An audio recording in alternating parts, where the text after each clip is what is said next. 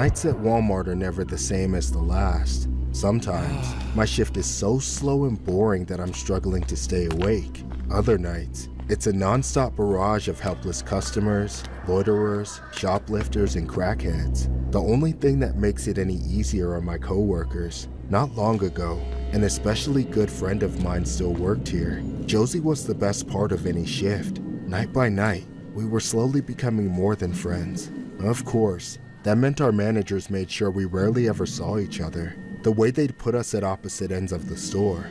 I guess they didn't want two of their best employees to accidentally find happiness together, but that's beside the point. One night, Josie and I were working the same shift, but as usual, not together. I had to help man the self-checkout area, and Josie was holding down the clothing department by herself. It was late, enough for a bit of excitement to start building up in my stomach. Not only would I be home in a couple of hours, but the fitting rooms were closing any minute, which meant Josie might be free to come help near checkout as the last of the customers left the store. However, I momentarily forgot where I worked. Walmart, a place in which even a fleeting moment of joy is easily destroyed. I had just finished checking someone's receipt, making sure they correctly scanned in their 8 cases of diet soda, when I waved them on and looked toward the entrance to see an unsavory sight. A large, sweaty, shirtless man was clobbering his way into the store. He didn't actually run into anybody, but he looked like he was either on something or off his rocker completely. Still, I had to step away from my station and tell him something important. Sir, stop. You can't be in here half naked. You have to put a shirt on. I'm going to buy a shirt right now, dumbass. Mind your business. I didn't feel there was much of a choice for me but to let him slide. The guy was way bigger than me, so I didn't want any trouble.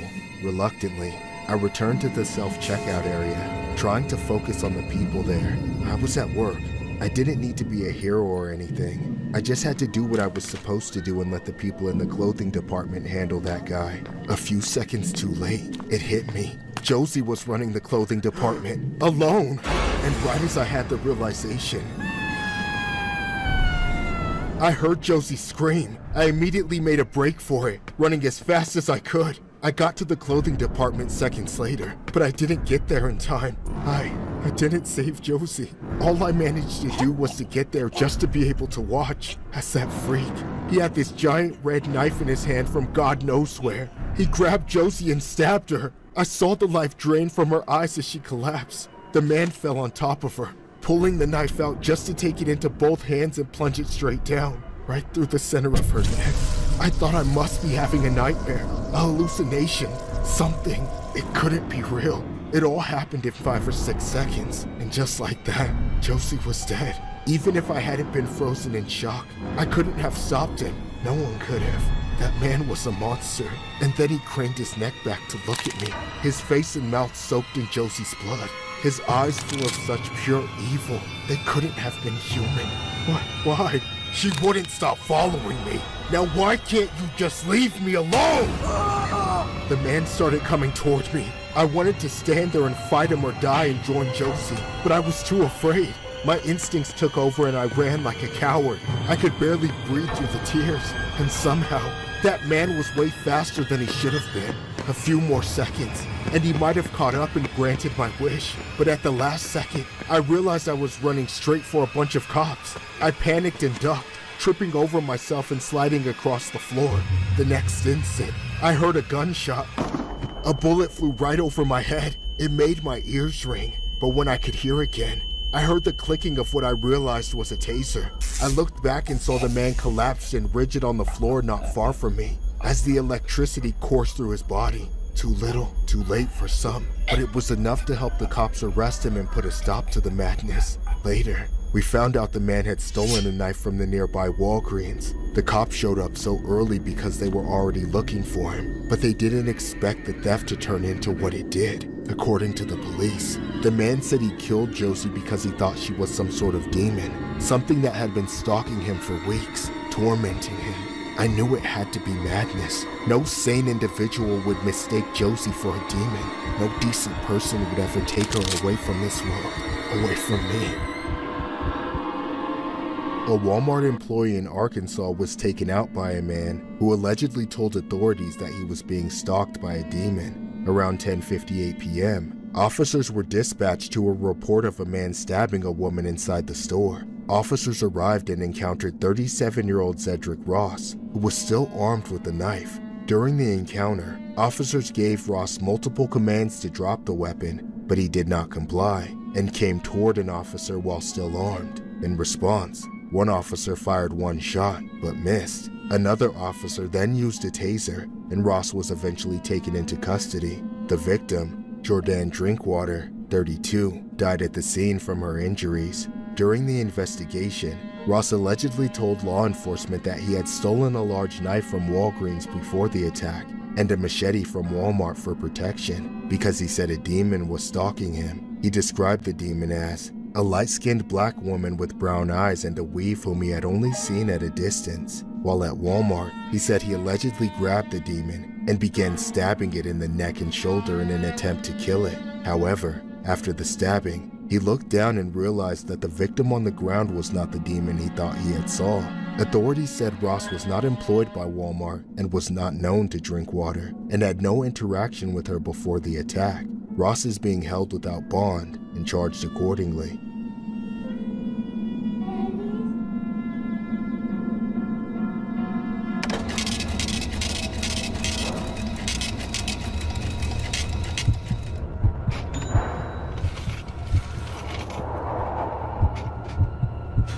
The night began just like any other night spent working at Walmart. I was already looking forward to leaving.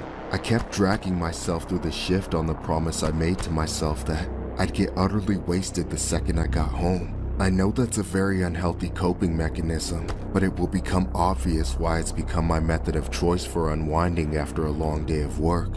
At around 10 p.m., a particular woman walked through the front entrance. She didn't grab a cart or a basket, nor did she seem capable of doing so. She had that telltale twitch of a tweaker.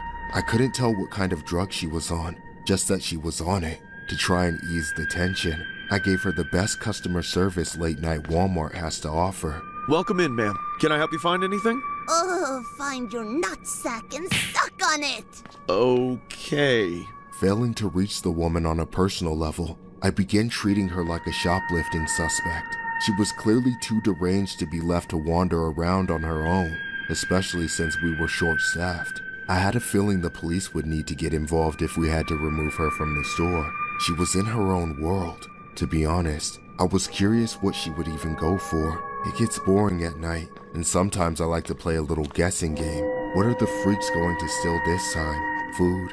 Tampons? Deodorant? I've even seen them go for adult diapers a couple times. Turns out, I was wrong in every regard. She wasn't trying to steal anything. She crept all the way over to the bakery, where she stared at the bread shelf for several minutes. She looked over her shoulder, but she must have been too nearsighted to see me, as I wasn't even trying to hide. Then, she started digging through her hair. I rolled my eyes, thinking she probably had lice or something, but she pulled something out, something much larger than a bug, yet still too small for me to identify. She didn't stash it on her person like merchandise though. With sudden dexterity, she opened a bread bag and inserted whatever it was between two slices of a loaf. I wasn't sure what I was seeing. The corporate drone in my brain couldn't compute. She wasn't stealing. She was adding to the shelves. I had to see it happen again to make sure I wasn't going crazy and seeing life playing out in reverse. A few seconds later, she reached into her pants. I was certain there was nothing in her hand before it went in, but when it came out, she had something small and grayish brown. I still couldn't tell what it was, though I clearly saw her stick it into another loaf of bread, so I knew it was time to ask her what she was up to. I didn't want to confront her like a security guard. I just wanted to begin the process of getting her out. I didn't realize how quickly things would escalate. Excuse me, miss. I couldn't help but notice you just put something in that bread. Would you mind telling me what it was? No, you didn't see anything. Please don't tell anyone. I have to do this. I'm sorry, but you actually can't do that, and I will have to ask you to leave. And if I don't? Then I'll be forced to call the police. Okay. You want to know what I put in there? Yes, I do. Take a good look.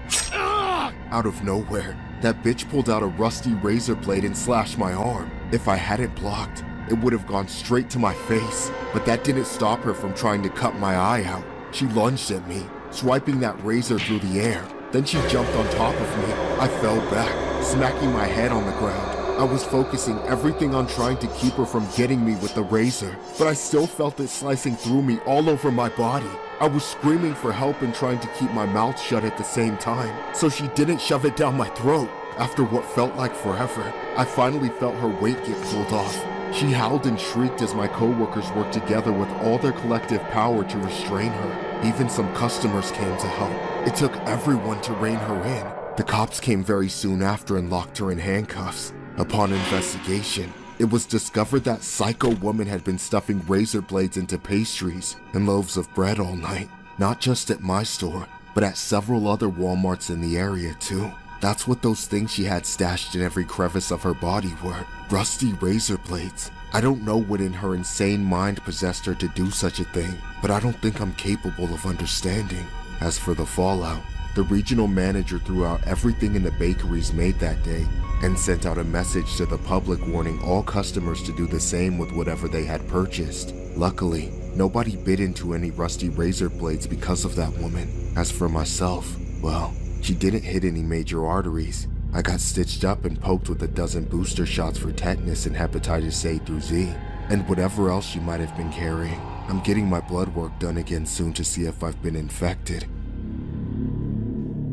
Police in Mississippi have arrested 33-year-old Camille Benson after razor blades were found hidden inside loaves of bread and other baked goods at 2 Walmart stores in Biloxi. Authorities charged her with attempted mayhem and set her bond at $100,000 after customers reported finding the sharp objects in bread purchased from both a Walmart supermarket and a Walmart neighborhood market. Surveillance footage and police statements led to her arrest on December 16th. And Walmart said it removed and inspected all potentially infected products at the impacted locations. No injuries have been reported, but police urged anyone who bought affected items to check with them carefully and report any concerns.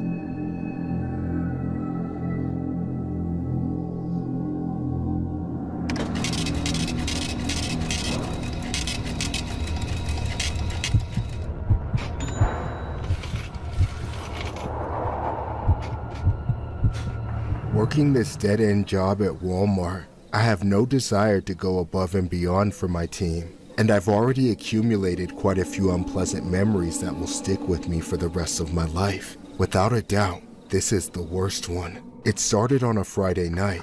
Barely anyone was around, but of course, that was merely false hope. Right at the end of stocking a shelf, I noticed a woman enter the aisle. I could tell she was looking at me, making her way toward me. The woman called out to me with a raspy and pitiful voice, forcing me to make eye contact. Sir, can I please use your bathroom? I'm sorry, but we already closed the bathrooms. I know. I'm sorry.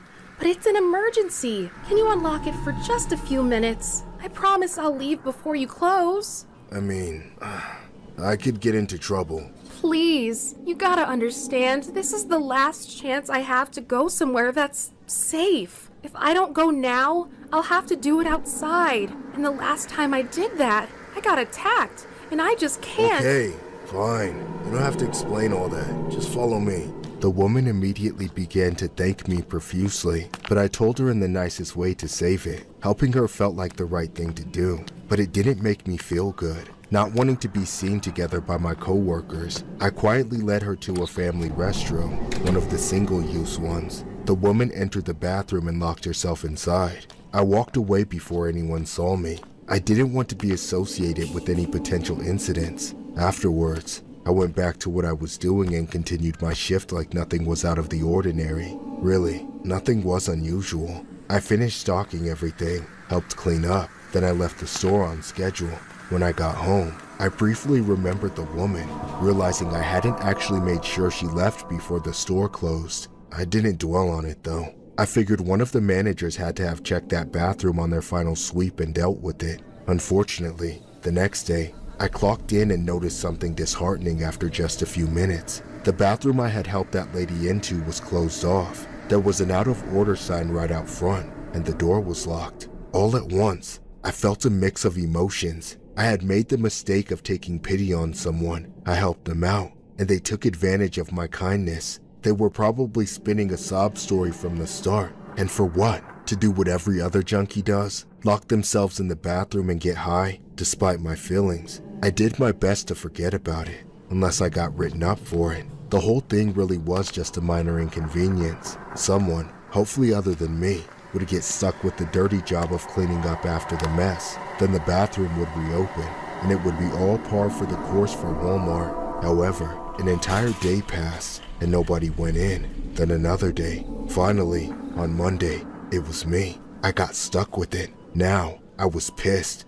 Half at this drug addict who lied to me, and half at myself for believing her. As I gathered some supplies before going in, I kept thinking about how I would probably get called into the office right afterward, shown the footage of me letting her in, then slapped with some stupid punishment. If only that were the case. No repercussions I imagined would have ever come close to the reality I was about to face. I was wholly and completely unprepared as I walked up to that door. I inserted the key and turned the lock with my guard entirely down. When I opened the door, as soon as it cracked, the foulest, most unforgettable stench hit my nose. If you've ever smelt it before, you know what I'm talking about. But this was my first time experiencing it, and I had no idea what I meant. I only hesitated for a moment before barging in. Swinging the door wide open, there was a dead person on the floor, a woman. The same scrawny, helpless girl I helped a few nights ago. She'd been trapped in there this whole time. Her body was bloated and leaking dark, festering fluids everywhere. I recoiled with every fiber of my being. I slammed the door shut, falling backwards away from the bathroom, and subsequently throwing up on myself out of pure shock. Suddenly, every bit of self-wallowing I'd been allowing myself was put into perspective. I didn't have a shitty life. That woman did. I was just a shitty person. Yet I'm still alive, and she met her end in a Walmart bathroom. The fact that the cause of her death was an overdose matters very little to me now. I was the last human face she ever saw, and all I wanted was to get her out of my sight. Surprisingly, I didn't face any charges, nor did I lose my job, but that doesn't alleviate the guilt. This incident occurred in June 2017 at a Walmart in Sand Springs, Oklahoma. Catherine Caraway, 29, was found deceased in a single-use family bathroom at the back of the store on a Monday afternoon. Surveillance video showed Caraway entering the restroom around 6 p.m. on Friday, meaning her body remained in the locked room for approximately 3 days. A Walmart employee tried to enter the locked bathroom on Friday, and assuming it was broken, placed an out-of-order sign on the door without checking inside. The body was discovered when the bathroom was finally unlocked on Monday. While police initially did not consider the death suspicious, a later autopsy indicated the cause was related to difluoroethane toxicity, often from huffing aerosol propellant.